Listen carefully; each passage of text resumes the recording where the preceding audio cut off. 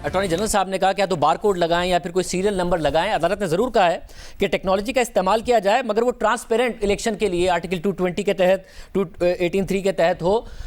मगर अदालत फिर साथ में ये भी कह रही है कि आइन के तहत सेनेट के इलेक्शन होते हैं, जो बुनियादी तौर पर ओपिनियन मांगा गया था, जिसके तहत ऑर्डिनेंस आया था, तो वो ऑर्डिनेंस इनफेक्टिव नहीं हो गया। और जब अदालत आइन के तहत कहती है तो बैलेट सीक्रेट ही नहीं होगा।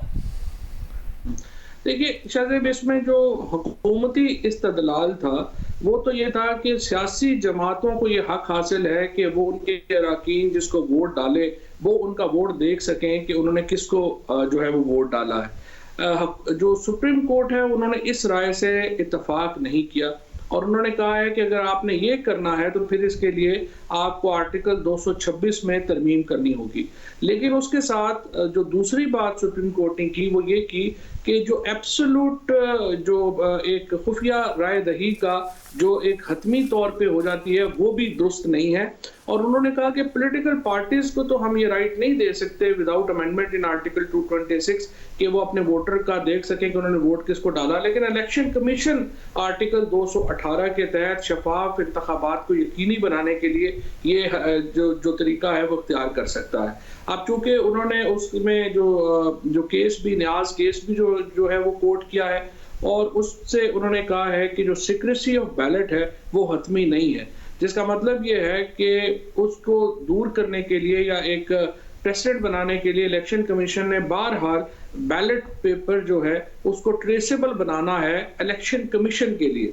दरअसल सुप्रीम कोर्ट ने अपने इस फैसले के जरिए इलेक्शन कमीशन के इख्तियारात में बहुत इजाफा कर दिया है और अब इलेक्शन कमीशन के पास ज़ाहिर है दो ही रास्ते हैं, या तो वो ट्रेसेबल बैलेट जारी करेंगे या अगर वो सुप्रीम कोर्ट से वजाहत चाहते हैं तो वो जो सेनेट का इलेक्शन है उसको थोड़ा आगे ले जाएंगे और वजाहत मांगेंगे। ऐसा मगर इसमें ज़ाहिर अदालत ने 1967 का ये फैसला दिया है, 73 के आइन से पहले का है, सेनेट के मामलात से पहले का है।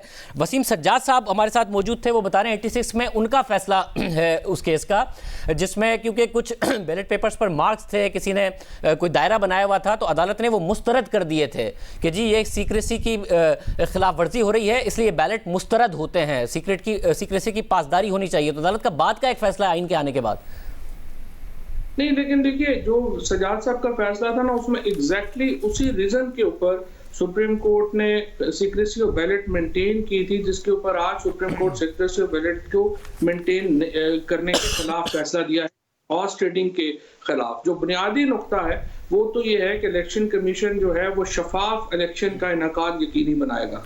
अब शफाफ इलेक्शन के लिए जो सुप्रीम कोर्ट को ने हुकूमत की जो इस्तदा थी कि आप पॉलिटिकल पार्टीज को राइट दे दें कि वो वोट दे सके, उससे इत्तफाक नहीं किया और कहा कि आप उसके लिए आर्टिकल 226 जो है उसको अमेंड करें। लेकिन इलेक्शन कमीशन को वो इख्तियार देते हैं कि आपने सीक्रेसी ऑफ बैलेट को एक तरफ रख के ये शफाफ इलेक्शन की को यकीनी बनाना है और अगर कोई आपके पास नुक्ता आता है तो उसकी तहकीक करनी है। लिहाजा ये बात बिल्कुल वाज़ेह है कि सुप्रीम कोर्ट ने जो प्रिंसिपल, सुप्रीम कोर्ट तो देखे ना हर केस के वाकयात तो अपने होते हैं, उन्होंने तो असूल ले डाउन करना होता है और असूल सुप्रीम कोर्ट ने ये ले डाउन इसमें कर दिया है। अब इलेक्शन कमीशन के पास जाहिर है सुप्रीम कोर्ट का जो अहकामात है उस पर अमल दरामद तो इलेक्शन कमीशन ने लाजमन करना है। सब मगर जो इस वक्त एक तो तफसीली फैसला नहीं है, दूसरा आप ऑर्डिनेंस पहले इसलिए लेकर आए थे और उसको मुंसलिक किया था अदालती फैसले के साथ कि एक दफ़ा जब स्केड्यूल अनाउंस हो जाए तो जो रूल्स हैं उसमें तब्दीली नहीं हो सकती, इसलिए हम ऑर्डिनेंस पहले लेकर आ गए हैं। मगर जब आपका ऑर्डिनेंस इनफेक्टिव हो गया इस फैसले की रोशनी में, क्योंकि अदालत ने कह दिया कि आइन के तहत होगा,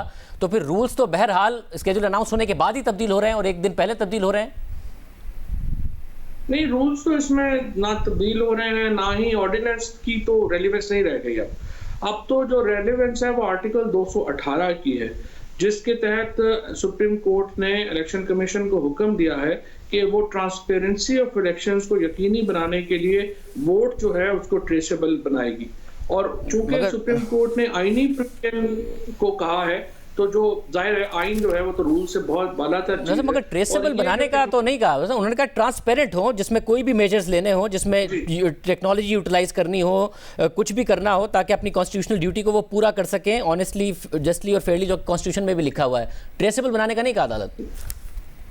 नहीं, जो सीक्रेसी ऑफ बैलेट की उन्होंने हतमियत खत्म जब कर दी तो जाहिर है तो उसका मतलब तो यही है ना कि इलेक्शन कमीशन जो है वो वोट की जो एक हतमी खुफिया राय दही का असूल था उसको एक तरफ रख दे और तहकीकात के लिए उसको इस्तेमाल करेगा। तो तहकीकात कैसे करेगा अगर वोट वो ट्रेसेबल नहीं बनाएगा? मगर जब तो अदालत खुद ये भी कह रही है कि बाय कॉन्स्टिट्यूशन होते हैं, तो आइन के आर्टिकल 226 की खिलाफ वर्जी नहीं हो जाएगी जो सीक्रेसी की बात करता है? वही तो मैंने आपको जो डिफरेंशिएट करके बताया कि पॉलिटिकल पार्टीज को उन्होंने ये राइट नहीं दिया कि वो सीक्रेसी और बैलेट को इफेक्ट कर सके। उन्होंने ये राइट इलेक्शन कमीशन को दिया है। सो इलेक्शन कमीशन के इख्तियारात में इजाफा हो रहा है, तो क्यों इलेक्शन कमीशन अपने इख्तियारात में इजाफा नहीं करेगा?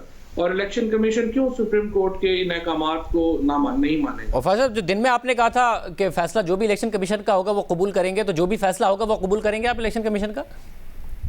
देखिए, फैसला तो ये इलेक्शन कमीशन का और ज़ाहिर है सुप्रीम कोर्ट का मामला है ना। हमारे लिए तो दोनों इदारे बहुत ही मोहतरम है और दोनों का जो एहतराम है वो हमारे पर लाजम है। वो ये बात ये है कि जो भी फैसला वो करेंगे, जो सुप्रीम कोर्ट जाने और इलेक्शन कमीशन जाने है, तो उनका एक मानना है। लेकिन जो आईनी पोजीशन जिस तरह मैंने आपके सामने अर्ज की, वो तो जाहिर है कि इलेक्शन कमीशन ने सुप्रीम कोर्ट के फैसले की बाउंड